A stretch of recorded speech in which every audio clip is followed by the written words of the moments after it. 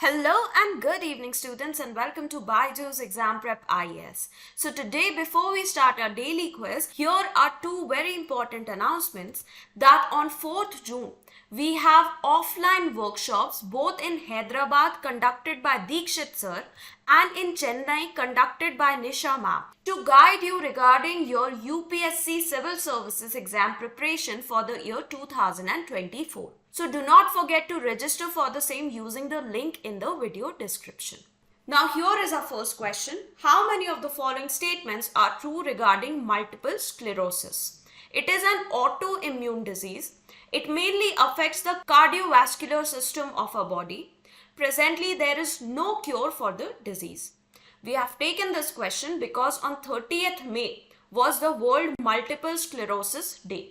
On this day, the government organized the MS Multiple Sclerosis Connections campaign, which was in sync with the theme of this day, that was connections. So this campaign is all about building community connection, self-connection and connections to the quality care for the multiple sclerosis patients. Now, multiple sclerosis, it is an autoimmune disease which affects the brain and the spinal cord. So, in this disease, the immune system, it attacks the protective sheet which is known as myelin that covers the nerve fibers and causes communication problems between our brain and the rest of our body. So, this disease is affecting the central nervous system.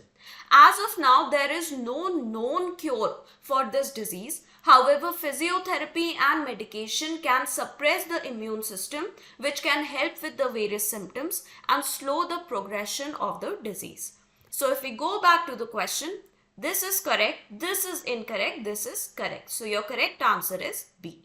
The next question is, consider the following statements about delimitation in India.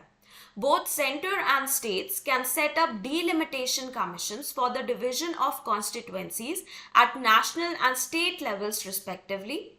Articles 82 and 170 of the Constitution allow for setting up a delimitation commission after every census. We have taken this question because after the new parliament was inaugurated, because the new parliament had larger capacity both in the Lok Sabha and Raj Sabha, there started the question regarding a new delimitation and increasing the seats both of Lok Sabha and Rajya Sabha, it came into picture.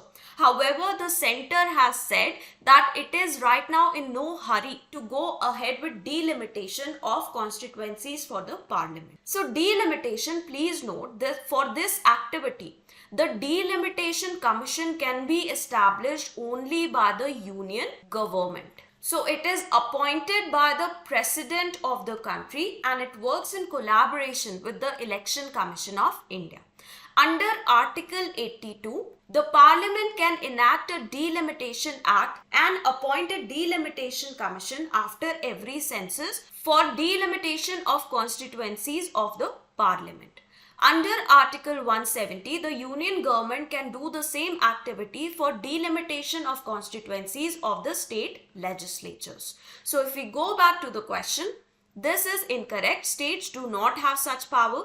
However, this is correct. So your correct answer is B. The next question is, how many of the following are an example of circular economy? Planned obsolescence of products, extended producer responsibility, banning of single-use plastics.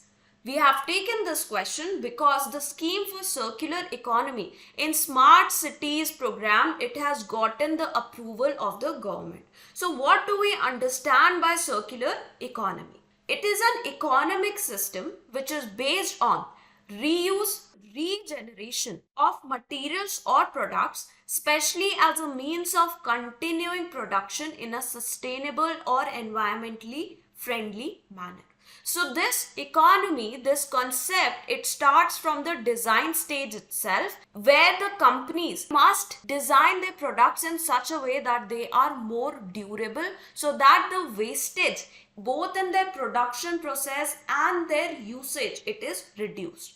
The production and manufacturing stage, distribution, use, reuse, collection, recycling, all these stages, they come under the purview of circular economy. So if we go back over here, planned obsolescence of the products means that the products are less durable. So this will not be a part of circular economy. Extended producer responsibility, it is a part of circular economy, because if the producers are responsible for management of the waste produced by their products once they are completely used, then they will ensure that even during the design stage, the products are designed in such a manner that their disposal is easy. Also, this ensures that the products that come to them, they can be scrapped and their parts can be recycled or reused in the production process. Banning of single-use plastics definitely comes under circular economy, because these are single-use. So that means these increase the amount of waste in our environment. So your correct answer over here is B. The next question is, how many of the following are true regarding joint logistics nodes? Such nodes cater to the logistic needs of all three services of the Indian military, the Army, the Navy and the Air Force. Right now we have three such nodes which have been operationalized. The Joint Operations Division, it is responsible for the establishment of such nodes. Now, joint logistic nodes, these are established by the Joint Operations Division, which falls under the headquarters Integrated Defense Staff. Now, these nodes, because the word joint, it is included in them, that means that these nodes, they are jointly working for all the military forces of India, including the Army, the Navy and the Air Force.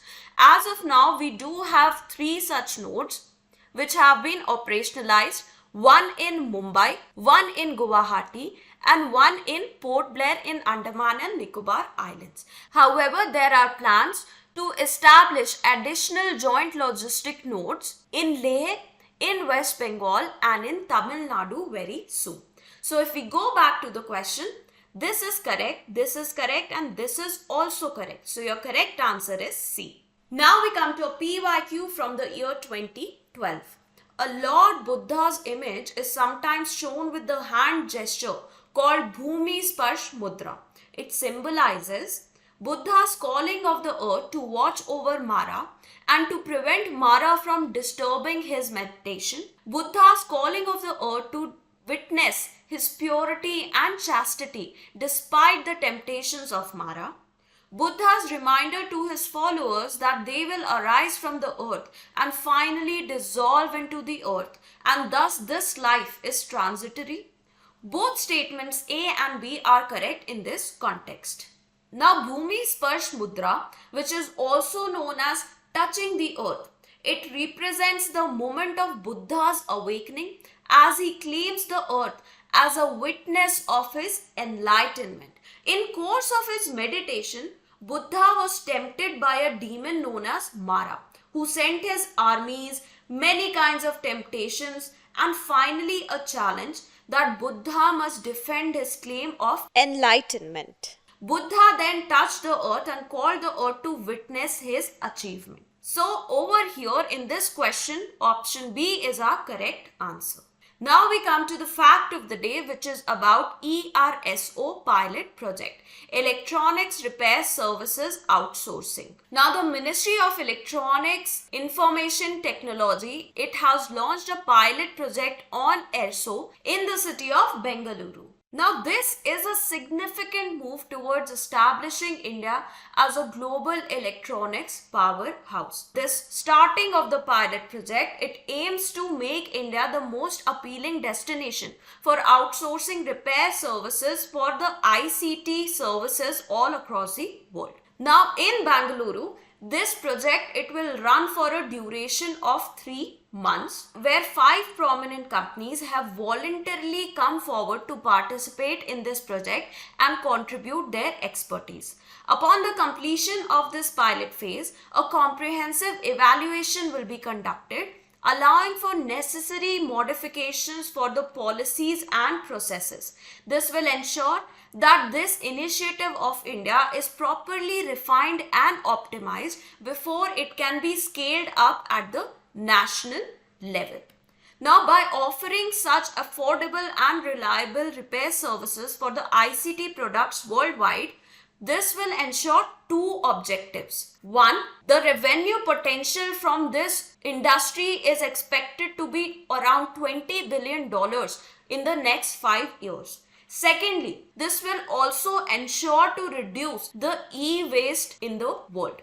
So this is contributing to our commitments under the mission life and our commitments for sustainable development.